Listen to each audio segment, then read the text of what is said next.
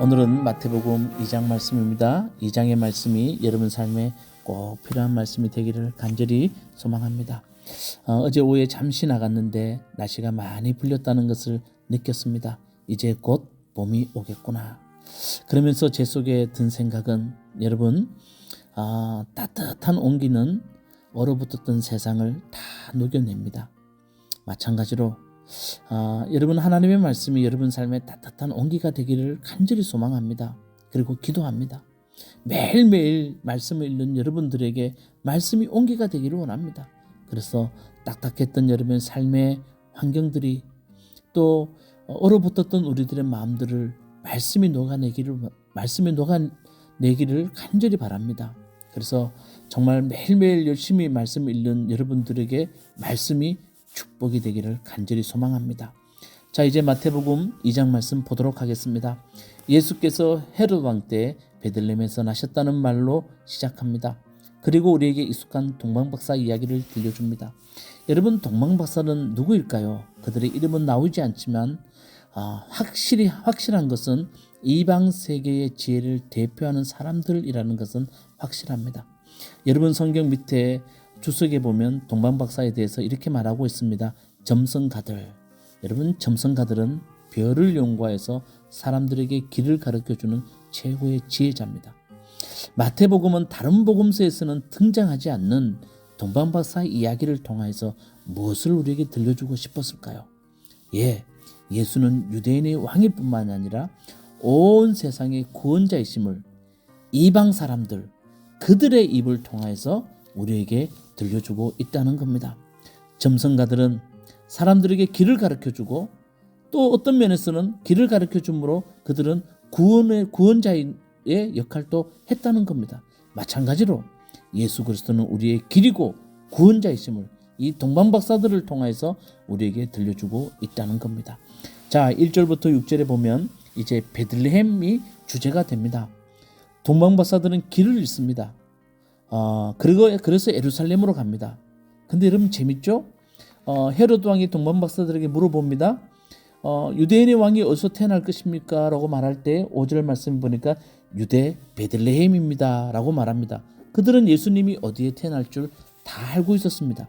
그런데 예루살렘에 가서 그들은 이렇게 말합니다. 유대인의 왕으로 나신 이가 어디에 계십니까? 우리가 동방에서 그 별을 보고 그에게 경배하러 왔습니다 라고 말합니다. 별빛만 보고 걸었을 때는 제대로 방향을 잡았지만 목표에 접근한 후 자기들의 선입견에 따라 걸었을 때 그들은 길을 잃고 말았다는 겁니다. 그들의 선입견은 유대인의 왕이 태어날 곳은 예루살렘이었다는 겁니다. 그들은 베들레헴이라는 것을 알고 있었지만 그래도 그 당시에 최고의 도시인 예루살렘에서 예수가 태어나지 않을까라고 생각했던 그 선입견과 상식이 그들을 잘못된 것으로 인도했다는 겁니다. 여러분, 선입견과 상식, 하나님을 보지 못하게 할 때가 너무 많습니다. 제가 어제도 말씀드렸습니다. 무엇이 죄인가? 하나님을 보지 못하는 그 어떤 것들은 다 죄라고 여러분들에게 말씀드렸습니다. 우리의 선입견, 상식, 그것이 얼마나 하나님을 보지 못하게 하는지 모릅니다. 여러분 꼭 기억하십시오. 늘 새로운 역사는 인간의 상식을 뛰어넘는 곳에서 이루어집니다.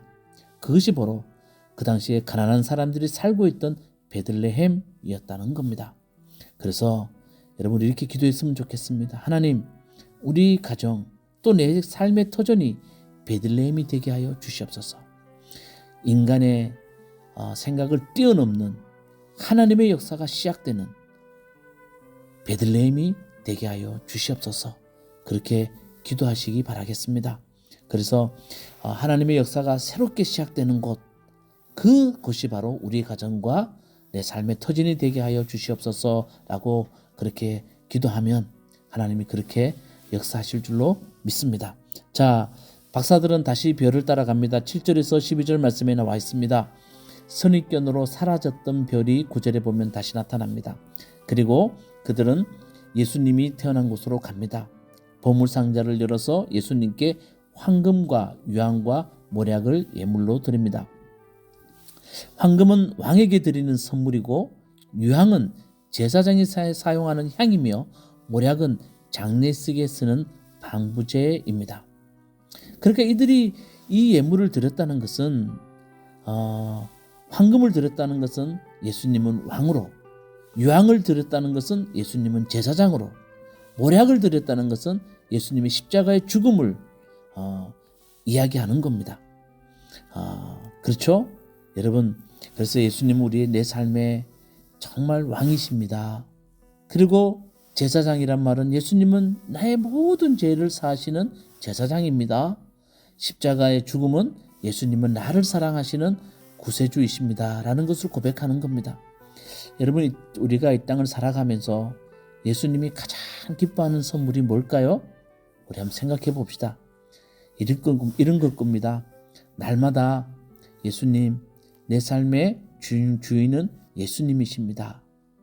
그리고 예수님, 내 죄를 사해 주시는 분은 우리 예수님이십니다. 그리고 나를 사랑하시는 분은 우리 예수님이십니다. 여러분, 우리가 이걸 고백할 때 우리 예수님께 가장 좋은 선물을 드리는 겁니다. 여러분, 선물 받으면 기분이 좋지 않습니까? 예수님도 이런 날마다 그런 고백을 들으시면 예수님 기뻐하시면서 여러분들에게 더 좋은 선물을 주실 줄로 믿습니다. 자, 이제 예수님은 이집트로 피신하셨다가 돌아오는 이야기가 나옵니다.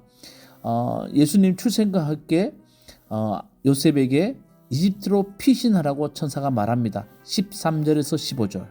그리고 헤롯이 죽을 때까지 머물다가 다시 천사가 나타나서 고향 나사렛으로 돌아가라고 말합니다. 19절에서 23절.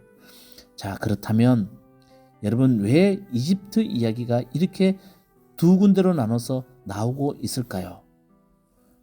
이집트가 들려주는 소중한 메시지가 있습니다. 출애굽에서 이집트는 하나님의 구원의 시작점입니다. 마찬가지로 예수님 탄생 이야기에 나오는 이집트라는 지명은 하나님의 구원이 이루어지고 있다는 겁니다. 구원의 서막이 시작되고 하나님의 구원이 이제 시작되고 있다는 것을 이야기하고 있다는 겁니다. 이제 예수님 탄생을 통해서 구원이 시작되고 있다는 것을 이야기하고 있다는 겁니다. 그리고 끔찍한 영아 사례가 이야기가 나옵니다. 16절에서 18절입니다. 제가 여러 번 우리 교회에서 말씀드렸지만 영아 학살 이야기는 모세가 탄생할 때 이야기와 예수님 탄생할 때 이야기가 나옵니다. 여러분, 권력자들이 가장 싫어하는 것은 변화입니다. 그렇기 때문에 권력을 사랑하는 헤롯 왕은 예수로 인하여서 도래할 새로운 세상이 두려워서 영아 학살을 자행합니다. 그러면 여러분, 영아 학살을 통해서 우리에게 무슨 이야기를 하고 있습니까? 영아 학살은 세상이 가장 어두워졌다는 것을 상징적으로 우리에게 말해주고 있습니다. 그런 가장 어두운 세상에 예수님은 빛으로 오셨다는 겁니다. 그런 세상에 빛을 비춰주러 오셨다는 겁니다. 여러분, 누구에게나 어둠은 있습니다. 어두운 시간이 있고 어두운 때가 있고 어두운 곳이 있습니다. 그곳에 예수님이 빛이 되어 주시옵소서, 이렇게 기도하는 사람이 예수를 구원자로 모시는 사람입니다. 자, 마지막 23절, 예수께서는 나사렛에서 유년 시절을 보냅니다. 나사렛은 어떤 곳입니까? 요한복음에 나다나엘이 뭐라 그랬습니까? 나사렛에서 무슨 선한 것이 나겠느냐라고 말합니다. 나사렛은 한마디로 희망이 사라진 가나안 곳이라는 것을 나다나엘의 입을 통해서 우리는 알 수가 있습니다. 사람의 눈에 보잘것없는 곳입니다. 그렇지만 기억하십시오. 그 나사렛에서 인류를 구원할 메시아가 자라고 있다는 겁니다.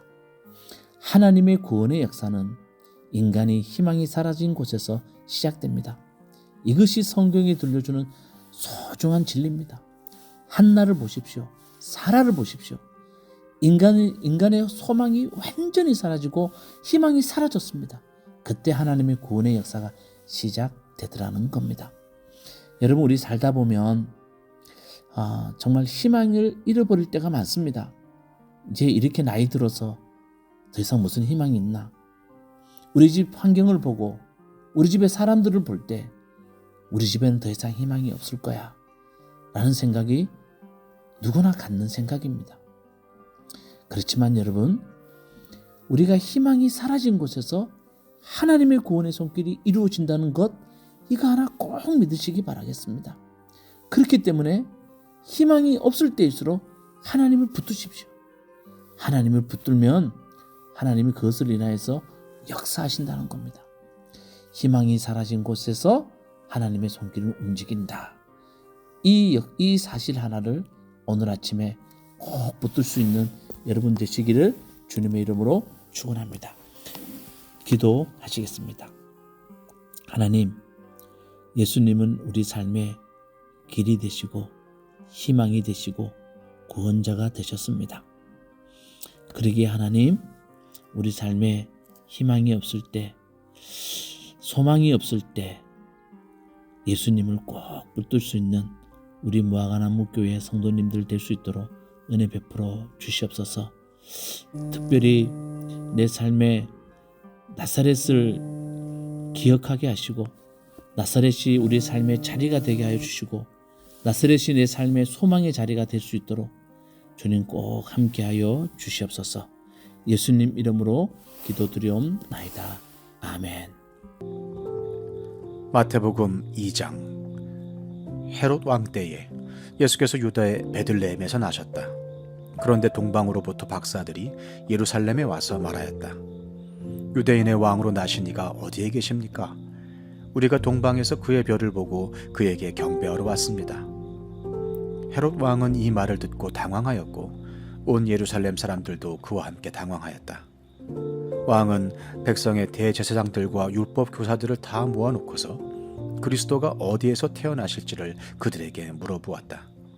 그들이 왕에게 말하였다. 유대 베들레헴입니다. 예언자가 이렇게 기록하여 놓았습니다. 너 유대 땅에 있는 베들레헴아, 너는 유대 고을 가운데서 아주 작지가 않다.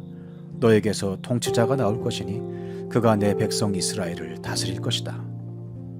그때 헤롯은 그 박사들을 가만히 불러서 별이 나타난 때를 캐어 묻고 그들을 베들레헴으로 보내며 말하였다. 가서 그 아기를 샅샅이 찾아보시오. 찾거든 나에게 알려주시오. 나도 가서 그에게 경배할 생각이오. 그들은 왕의 말을 듣고 떠났다. 그런데 동방에서 본 그 별이 그들 앞에 나타나서 그들을 인도해 가다가 아기가 있는 곳에 이르러서 그 위에 멈추었다. 그들은 그 별을 보고 무척이나 크게 기뻐하였다. 그들은 그 집에 들어가서 아기가 그의 어머니 마리아와 함께 있는 것을 보고 엎드려서 그에게 경배하였다. 그리고 그들의 보물 상자를 열어서 아기에게 황금과 유향과 몰약을 예물로 드렸다. 그리고 그들은 꿈에 헤롯에게 돌아가지 말라는 지시를 받아 다른 길로 자기 나라에 돌아갔다. 박사들이 돌아간 뒤에 주님의 천사가 꿈에 요셉에게 나타나서 말하였다. 헤롯이 아기를 찾아서 죽이려고 하니 일어나서 아기와 그 어머니를 데리고 이집트로 피신하여라. 그리고 내가 너에게 말해줄 때까지 거기에 있어라. 요셉이 일어나서 밤사이에 아기와 그 어머니를 데리고 이집트로 피신하여 헤롯이 죽을 때까지 거기에 있었다. 이것은 주님께서 예언자를 시켜서 말씀하신 바 내가 이집트에서 내 아들을 불러냈다 하신 말씀을 이루시려는 것이었다. 헤롯은 박사들에게 속은 것을 알고 몹시 노하였다. 그는 사람을 보내어 그 박사들에게 알아본 때를 기준으로 베들레헴과 그 가까운 온 지역에 사는 2살짜리로부터 그 아래의 사내 아이를 모조리 죽였다. 이리하여 예언자 예레미야를 시켜서 하신 말씀이 이루어졌다. 라마에서 소리가 들려왔다. 울부짖으며 크게 슬피 우는 소리다. 라헬이 자식들을 잃고 우는데 자식들이 없어졌으므로 위로를 받으려 하지 않았다. 헤롯이 죽은 뒤에 주님의 천사가 이집트에 있는 요셉에게 꿈에 나타나서 말하였다. 일어나서 아기와 그 어머니를 데리고 이스라엘 땅으로 가거라. 그 아기의 목숨을 노리던 자들이 죽었다. 요셉이 일어나서 아기와 그 어머니를 데리고 이스라엘 땅으로 들어왔다. 그러나 요셉은 아켈라오가 그 아버지 헤롯을 이어서 유대 지방의 왕이 되었다는 말을 듣고 그곳으로 가기를 두려워하였다. 그는 꿈의 지시를 받고 갈릴리 지방으로 물러가서 나사렛이라는 동네로 가서 살았다. 이리하여 예언자들을 시켜서 말씀하신 바 그는 나사렛 사람이라고 불릴 것이다 하신 말씀이 이루어졌다.